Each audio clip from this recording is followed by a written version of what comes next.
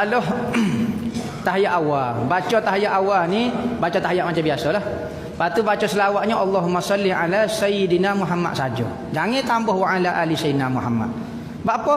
Kerana wa ala ali sayyidina Muhammad ni sunat ab'ad di tahiyat akhir.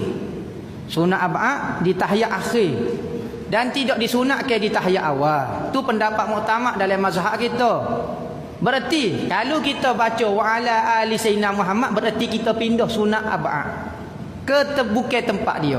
Maka kaedah dia pindah sunat ab'ad kena sujud sawi. Pindah rukun qauli memang sunat sujud sawi. Sunat qauli, sunat ab'ad kau sunat apa dia? Sunat qauli. Sunat juga sujud sawi. Ni pendapat muktamad dalam mazhab kita. Juzuk yang kedua Sabilal Muhtadin, asbabu sujudis sahwi. Sebab-sebab sujud sawi. Boleh rojak situ. Tetapi ada pendapat kedua dalam mazhab kita, wa ala ali sayyidina Muhammad ni rukun ketika tahiyat akhir. Rukun bukan sunat apa? Rukun di tahiyat akhir. Apabila ia jadi rukun tahiyat akhir, apabila tahiyat awal ia jadi sunat ab'ad pula. Kalau nak pilih pendapat lagu tu, okey. Ketika tahiyat akhir wajib kena baca wa ala ali sayyidina Muhammad sebab dia rukun. Ini pendapat kau koding dalam bagi Imam Syafi'i sendiri, dan Imam Syafi'i telah beri satu syair kepada ahli bait, dia panggil ahli keluarga Nabi.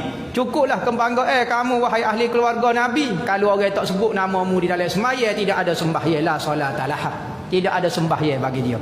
Maka kau koding dalam mazhab Syafi'i wajib sebut wa ala ali sayyidina Muhammad ketika tahiyat akhir. Kaedah dia apabila tahiyat akhir jadi wajib, turun martabat sikit di tahiyat awal jadi sunat sahaja.